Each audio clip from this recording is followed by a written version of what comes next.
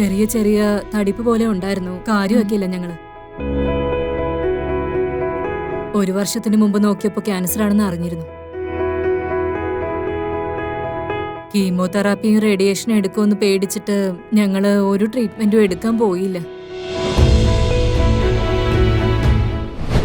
Welcome to Punarjan Ayurveda hospital. നമ്മുടെ കൂടെ patient relative ഉണ്ട്. ക്യാൻസറിനെ പറ്റി ഒരു ധാരണ എല്ലാവർക്കും ഉണ്ടാക്കുന്നതിന് വേണ്ടിയിട്ടാണ് നമ്മൾ ഇവരോട് സംസാരിക്കുന്നത്. നമുക്ക് ഇവരോട് ചോദിക്കാം. നമസ്കാരം മാഡം. മാഡത്തിന്റെ പേര്? എന്റെ പേര് ലക്ഷ്മി റെഡ്ഡി. പേഷ്യന്റ് പേരെന്താ? പേഷ്യന്റ് പേര് കമല. പേഷ്യന്റ് ആരാ നിങ്ങളുടെ? എന്റെ അമ്മയാ. എത്ര വയസ്സുണ്ട്? 46. അതെ, 46. ഓക്കെ. എവിടെ നിന്നാ വരുന്നത്? ഞങ്ങൾ നല്ലൂരിന്നാ വരുന്നത്. എന്റെ വീട് ഇവിടെ അടുത്ത്. ഓക്കെ. കുടുംബമൊക്കെ അവിടെ തന്നെയാണല്ലോ. അമ്മയും അവിടെ താമസിക്കുന്നത്.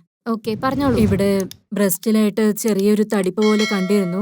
അമ്മ അതത്ര കാര്യമാക്കിയില്ല. 1 വർഷം കഴിഞ്ഞ് ഹോസ്പിറ്റലിൽ പോയി നോക്കിയപ്പോ ക്യാൻസർ എന്ന് മനസ്സിലായി. അപ്പൊ കീമോതെറാപ്പിയും റേഡിയേഷനും ചെയ്യുമെന്ന് പേടിച്ചിട്ട് ഞങ്ങള് ഒരു ട്രീറ്റ്മെന്റും എടുത്തില്ല.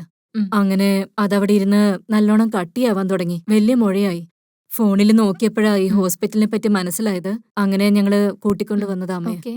നിങ്ങളിപ്പോ അലോപ്പതി ട്രീറ്റ്മെന്റ് എടുക്കുന്നതിൽ പേടിച്ചിട്ടല്ലേ അതെടുക്കാതെ ഇവിടേക്ക് വന്നത് അല്ലേ?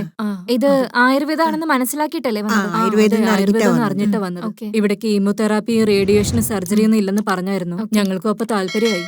ഓക്കെ. നിങ്ങൾക്ക് ക്യാൻസറിനെ പറ്റി അറിയാമോ ഇതിനു മുമ്പ്? അതോ ഇത് വന്നതിന് ശേഷമാണോ ഇതിനെപ്പറ്റി കൂടുതൽ മനസ്സിലാക്കിയത്? ഞങ്ങൾക്ക് അതിനെപ്പറ്റി അറിയില്ല. ഫാമിലിയിൽ മറ്റാർക്കെങ്കിലും ഉണ്ടോ? ഇതുവരെ ആർക്കും ഇല്ലല്ലേ? ഇത് എങ്ങനെയാ വന്നതെന്ന് ഡോക്ടർ ഡോക്ടർ ഒന്നും പറഞ്ഞില്ല ഞങ്ങളോട്. ഓക്കെ മാം, നിങ്ങളിപ്പോ ഇവിടെ വന്നല്ലോ. ഇവിടെ ഒരുപാട് പേര് വരാറുണ്ട്. വരുന്നവരിൽ കൂടുതലും ബ്രസ്റ്റ് ക്യാൻസറോടെയാണ് വരുന്നത്. വന്ന മിക്കവർക്കും വളരെ നല്ല മാറ്റമാണ് ഉണ്ടായിരിക്കുന്നത്. പുനർജൻ ആയുർവേദ മെഡിസിൻ നല്ല രീതിയിൽ ഫലം ചെയ്യും. നിങ്ങൾ ഡോക്ടർ പറഞ്ഞതുപോലെ തന്നെ ഫോളോ ചെയ്തോളൂ. നമുക്ക് മറ്റൊരു വീഡിയോയിൽ വീണ്ടും കാണാം മാം. Thank you.